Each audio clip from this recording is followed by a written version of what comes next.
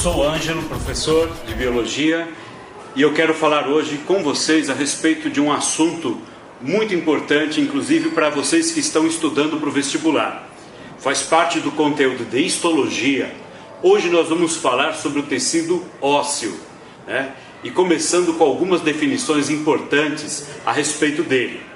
Para começar, o tecido ósseo é aquele que forma o osso, né? E o osso é uma estrutura de sustentação que vai formar no conjunto o esqueleto de todos os vertebrados, claro, com exceção daquele vertebrado que é cartilaginoso. Eu estou falando do peixe cartilaginoso, o Chondrichthyes. Esse é vertebrado, mas tem um esqueleto formado de cartilagem.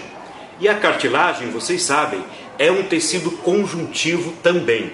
Porém, é um tecido conjuntivo mais maleável, com menor grau de dureza, mas e que serve também para fazer o acabamento de algumas estruturas do corpo. Então, este aqui é um osso longo, o osso do fêmur. Nos ossos longos, tanto de cadáveres como de seres vivos, você pode observar a presença de uma película que cobre o corpo do osso, né? Só não tem nas extremidades, porque nas extremidades existe um atrito. Então essa camada protetora se desgastaria na superfície de atrito. Mas no corpo do osso existe uma superfície que faz um envelope, que vai cobrir o osso. Essa superfície chama-se periósteo, né? O periósteo é formado de células mesenquimatosas. O que quer dizer isso? Células jovens. Vejam só aqui. Células mesenquimatosas que geram osteoblastos. E o que é um osteoblasto? Osteoblasto é uma célula jovem de osso. Vejam, osteoblasto é uma célula jovem. Osteócito é uma célula madura. Tá? O periósteo é formada por duas camadas. A camada que está colada ao osso, ela forma novas células ósseas. E assim o osso vai ficando mais largo. É onde o osso cresce na espessura. Tá? Então, durante o crescimento, o osso cresce na espessura por causa do periósteo. Uma outra coisa que chama muito atenção e que é muito útil na identificação do osso é que o periósteo, quando o osso se fratura, o periósteo ele forma um cimento que vai colar o osso, né? Então esse cimento que cola o osso é feito de fora para dentro, porque o periósteo está por fora. É por isso que os ossos fraturados ficam com marcas, né? E essas marcas, elas ficam por toda a vida. E no esqueleto, você ainda encontra as marcas. Portanto, as marcas servem até para identificar uma alçada de uma pessoa desconhecida naquele momento.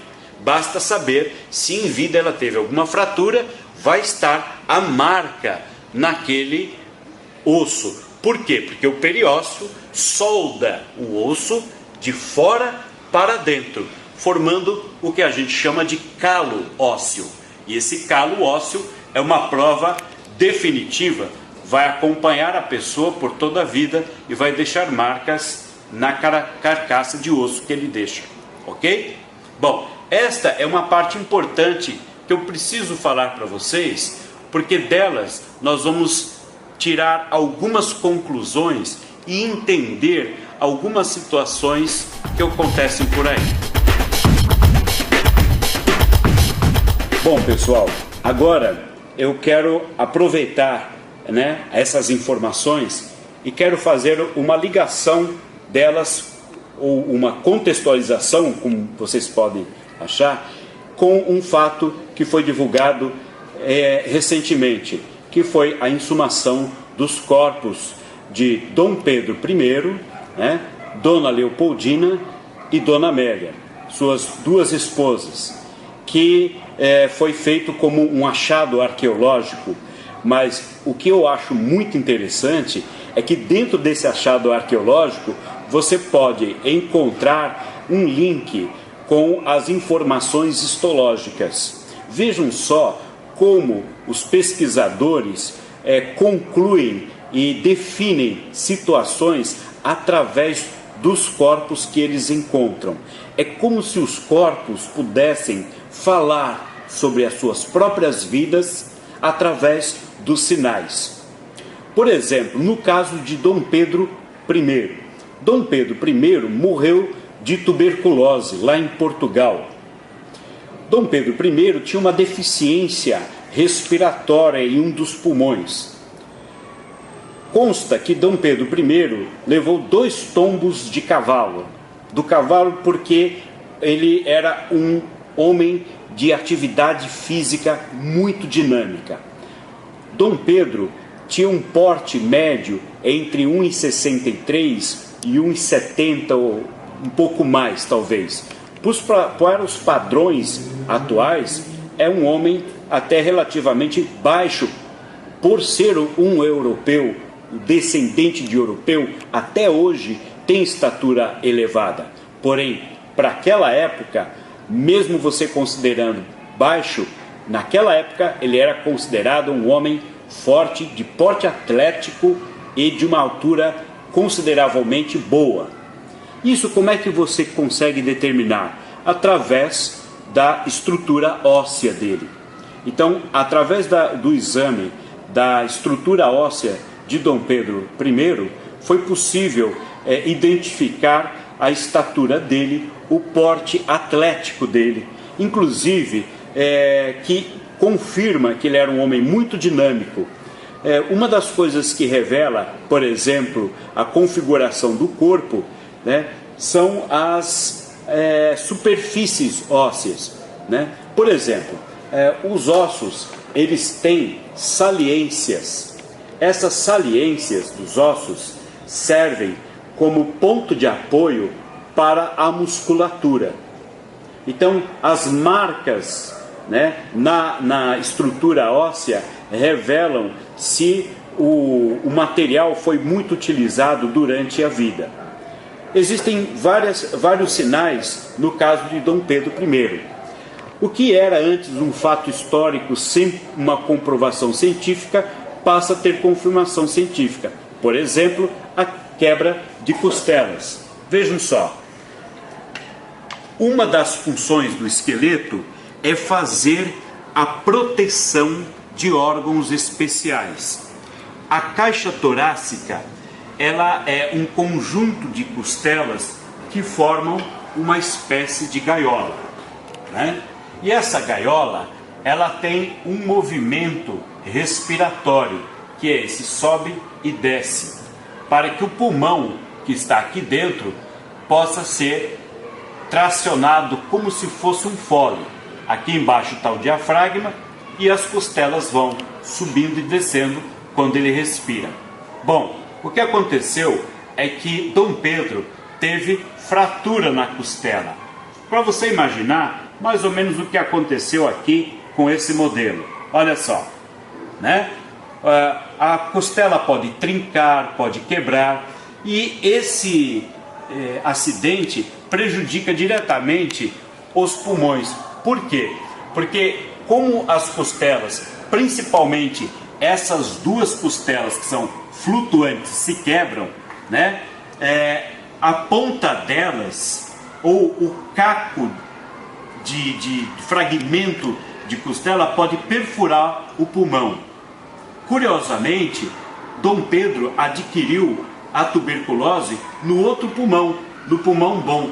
Significa que a tuberculose nele foi muito mais dramática, muito mais prejudicial, uma vez que pegou o outro pulmão que não estava perfurado, não estava danificado e cicatrizado como o que foi ferido pela costela.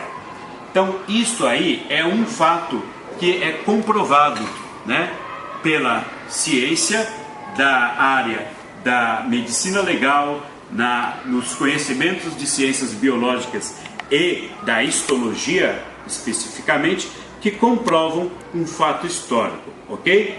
Então esse é uma das revelações que foram feitas através do estudo do corpo de Dom Pedro I, ok?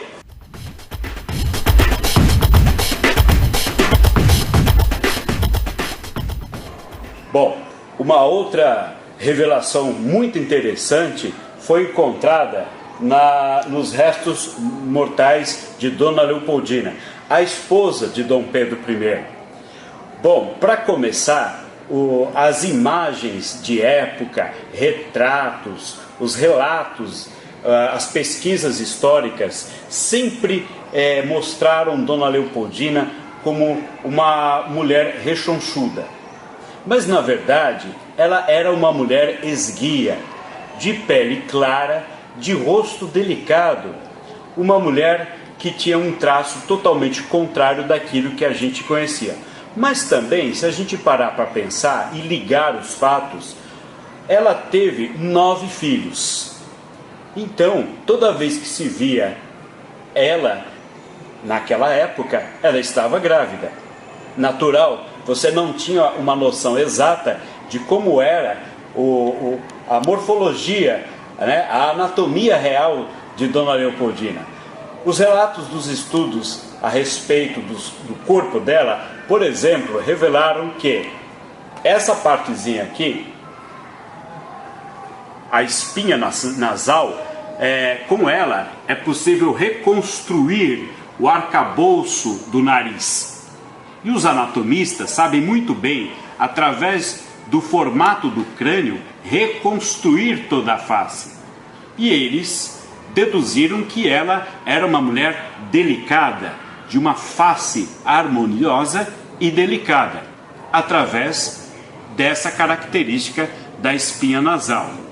Outra coisa que também chama muita atenção, agora um fato que foi desmentido, é que as cartas escritas por ela falavam que Dom Pedro a maltratava, né? E existe aí um boato, né, que Dom Pedro chegou a jogar ela escada abaixo, que ela teria caído de escada, que perdido um filho, inclusive por conta disso. Aí então, nessa queda, ela teria quebrado a perna, mas na verdade o conjunto bacia e perna não apresentaram sinais de fratura. E como nós vimos, o periósteo que faz a reconstituição do osso de fora para dentro formaria um calo ósseo. Não foi encontrado nenhum calo ósseo na parte estrutural, seja aqui da bacia, né, da estrutura que sustenta as pernas, que a gente chama de cintura pélvica, seja no fêmur, que é o osso da coxa. Portanto, esse tipo de hipótese foi descartada pela evidência do achado arqueológico ou anatômico, como queiram, da ossada dela. Uma coisa que chama a atenção também foi a arcada dentária. Apresentavam abscessos, por exemplo, calos de dente, as chamadas cáries dentárias, e uma coisa liga a outra. Vejam bem, o esqueleto é também um reservatório, como eu falei no começo. O esqueleto serve para guardar, acumular sais minerais. Quando uma mulher fica grávida, para formar o esqueleto da criança, o esqueleto da mãe doa sais minerais para formar o esqueleto da criança. Então é muito natural a mãe ficar com cáries dentárias, tá? Ossos fracos, mas ainda mais uma mulher que tem 9 filhos. Então isso faz toda a lógica com o fato dela ter cáries dentárias, tá? Então essas são algumas características que foram encontradas. E olha, tem a ver com a função do esqueleto. Aqueles sais que eu mencionei são passados para formar o esqueleto da criança. Ela depende muito da nutrição da mãe. Então é muito comum a mãe ter cáries dentárias e ossos quebradiços, ok? É isso. Ok, o outro corpo agora de Dona Amélia, o que ele nos revela? E o que a gente pode usar no estudo de histologia? Bom, para começar, a grande surpresa foi que Dona Amélia foi encontrada mumificada. A Dona Amélia tinha a pele, cílios, né, e os órgãos internos preservados. E o que aconteceu? Por que ela estava dessa forma? Não foi um trabalho proposital para deixá-la mumificada até agora, mas aconteceu pelo capricho do médico que fez o serviço. Na jugular foram encontradas incisões por onde devem ter sido inseridas seringas ou qualquer outro tipo de material para injetar material conservante, né? Foi encontrado cânfora e mirra. Cânfora é um material que atrapalha ou destrói totalmente a atividade bacteriana decompositora. Não dá. Ela é um material, inclusive, que se usa nos dias de hoje até para espantar insetos. Então ela serve para retardar ao máximo, dependendo da concentração, a decomposição. E a mirra, gente, há vestígios de utilização de mirra nas mumificações no Antigo Egito. Então a mirra também, inclusive a mirra que levaram para Jesus quando ele nasceu, um dos três reis magos levou mirra. A mirra é uma erva aromática, muito utilizada para limpeza de cadáveres, para tirar qualquer tipo de resíduo, de fluido do corpo que possa gerar mau cheiro. O médico que fez esse trabalho nela provavelmente pensou numa espécie de velório duradouro por conta da importância dela, né?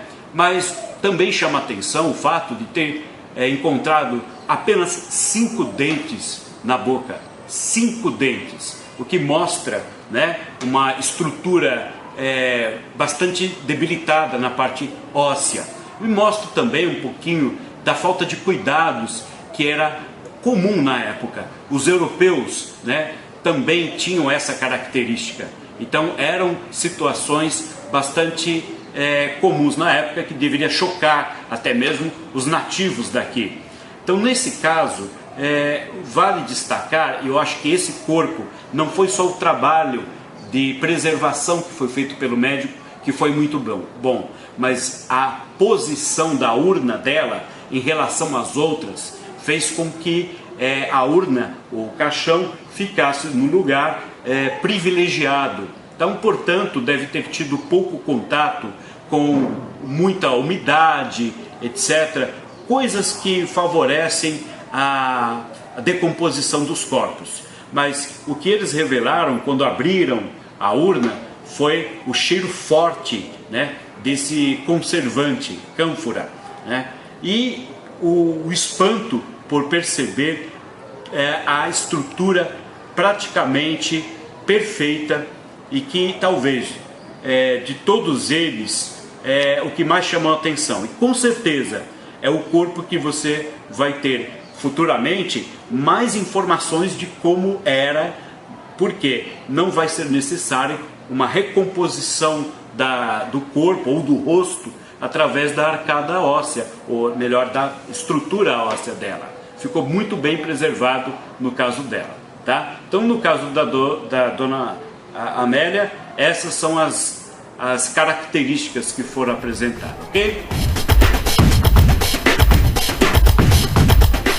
Outro achado importante na tomografia que foi feita dela, porque no caso dela, da Dona Amélia, não foi feito um estudo de arcada óssea, mas sim um estudo mais de imagem, né? Revelou que ela tinha escoliose, tá? Uma coisa muito interessante, vejam só, a coluna vertebral, ela é o eixo do corpo, né? Aqui está a coluna com seus discos intervertebrais. Esses discos são feitos de cartilagem, tá? E aqui as vértebras, tá? Aqui a parte posterior com as espinhas das vértebras. Reparem que existe um encaixe entre os segmentos da coluna vertebral. São 33 vértebras. O que é uma escoliose?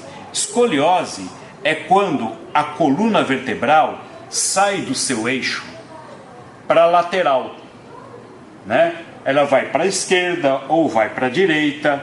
Então, é como se a coluna quisesse formar um S lateral.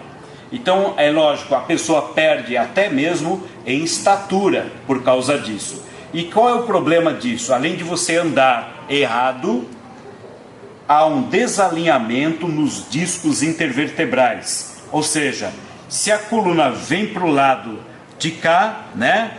Vem para o lado de cá, do lado de lá, as vértebras vão encostar e vão espremer o disco. Isso pode formar problemas de hérnia, né? E o que a gente chama de bico de papagaio.